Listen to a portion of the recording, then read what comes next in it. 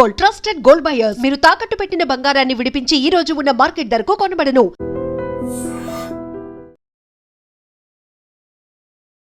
నమస్తే, welcome to I dream talking point with కవిత.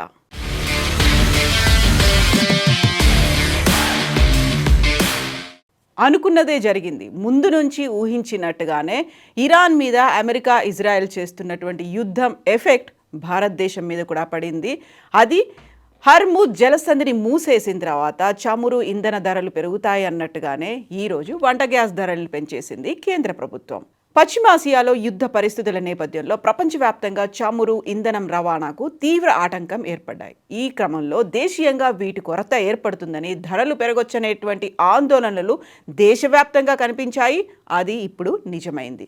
దేశీయంగా చమురు కంపెనీలు కఠిన నిర్ణయం తీసుకున్నాయి. వంట గ్యాస్ సిలిండర్ ధరల్ని భారీగా పెంచేశాయి.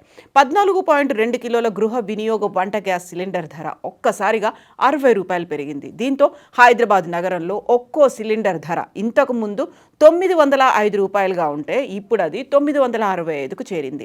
పెరిగిన ధరలు ఈరోజు అర్ధరాత్రి నుంచే అమల్లోకి వస్తాయి అని చమురు సంస్థలు ప్రకటనను విడుదల చేశాయి. హర్ముజ్ జలసంధి ద్వారా దిగుమతి చేసుకునే LNG సరఫరాకు అంతరాయం కలిగింది. లిక్విఫైడ్ న్యాచురల్ గ్యాస్ ఫిబ్రవరి 28 నుంచి హర్ముజ్ జలసంధి ద్వారా సరఫరాలు నిలిచిపోయాయి. ఇది తాత్కాలికంగా ప్రపంచ LNG సరఫరాల్లో దాదాపు 20% ప్రభావం చూపించింది. ఏసియన్ దిగుమతి మార్కెట్లలో ఆందోళనలను రేకెత్తించింది. భారత్ LNG సరఫరాల్లో ఎక్కువ భాగం ఖతార్, యునైటెడ్ అరబ్ ఎమిరేట్స్ నుంచి హర్ముజ్ జలసంధి ద్వారా వస్తుంది. మరోవైపు వాణిజ్య, పారిశ్రామిక అవసరాల కోసం వినియోగించే కమర్షియల్ గ్యాస్ సిలిండర్ల ధర కూడా 115 రూపాయల మేర పెరిగింది. దీంతో హైదరాబాద్ మార్కెట్లో 19 కిలోల కమర్షియల్ గ్యాస్ రేట్ 1930 రూపాయల 50 పైసలు ఉంటే ఇప్పుడు 115 రూపాయలు పెరగడంతో 2045.5 రూపాయలకి ఎగబాకింది. అయితే ప్రధానమంత్రి ఉజ్వల్ యోజన స్కీమ్ ద్వారా అందించే వంట గ్యాస్ సిలిండర్ ధరల్లో ఎలాంటి మార్పు లేదని చమురు సంస్థలు స్పష్టం చేశాయి. ఇటీవల మార్చి 1న కమర్షియల్ గ్యాస్ సిలిండర్ ధరను 31 రూపాయల మేర తగ్గించింది కేంద్ర ప్రభుత్వం. అయితే చాలా కాలంగా డొమెస్టిక్ గ్యాస్ సిలిండర్ ధరల్ని మార్చట్లేదు. చివరిసారిగా గతేడాది ఏప్రిల్లో 50 రూపాయల మేర పెంచింది కేంద్రం. దీంతో 11 నెలలుగా స్థిరంగానే గ్యాస్ ధరలు ఉంటూ వచ్చాయి. ఈ నెల ప్రారంభంలోనే హోటళ్లు, రెస్టారెంట్లో వాడే 19 కేజీల కమర్షియల్ సిలిండర్ ధరని 114.5 రూపాయలకు పెంచారు. ప్రస్తుతం ఢిల్లీలో దీని ధర 1883 రూపాయలుగా ఉంది. కమర్షియల్ గ్యాస్ సిలిండర్ ధరల్ని క్రమంగా మారుస్తూ వస్తుంటే ఇప్పుడు మాత్రం గృహ వినియోగ గ్యాస్ ధరల్ని కూడా ఒక్కసారిగా భారీగా పెంచడం సామాన్యులకు షాక్ ఇచ్చిందని చెప్పొచ్చు. ఇండియన్ ఆయిల్ కార్పొరేషన్ వెబ్సైట్ ప్రకారం చూస్తే ఢిల్లీలో 14.2 కిలోల డొమెస్టిక్ గ్యాస్ సిలిండర్ ధర ప్రస్తుతం 913 రూపాయలకు చేరింది. ముంబైలో 912.5, కోల్కతాలో 939, చెన్నైలో 928.5గా ఉన్నాయి. కమర్షియల్ గ్యాస్ సిలిండర్ ధరలు ఢిల్లీలో 1768.5 నుంచి 1883కు పెంచారు. ముంబైలో 1835, కోల్కతాలో 1990, చెన్నైలో 2043.5కు చేరింది. లోకల్ సేల్స్ ట్యాక్స్ లేదా వ్యాట్స్ కారణంగా రాష్ట్రాల వారీగా ధరల్లో మార్పు ఉంటుంది. ప్రధాన మెట్రో నగరాల్లో చూస్తే హైదరాబాద్లోనే గ్యాస్ సిలిండర్ ధరలు ఎక్కువగా ఉన్నాయి అనేటువంటి వార్త ఇప్పుడు అందుతోంది. ధరల్ని పెంచేందుకు ముందు రోజే అంటే శుక్రవారం మార్చి 6వ తారీఖే కేంద్రం చమురు రిఫైనరీలకు కీలక ఆదేశాలు జారీ చేసింది. పారిశ్రామిక అవసరాలకు కాకుండా దేశీయ గృహ వినియోగదారులకే గ్యాస్ సరఫరాలో విషయంలో తొలి ప్రాధాన్యత ఇవ్వాలని స్పష్టం చేసింది కేంద్రం.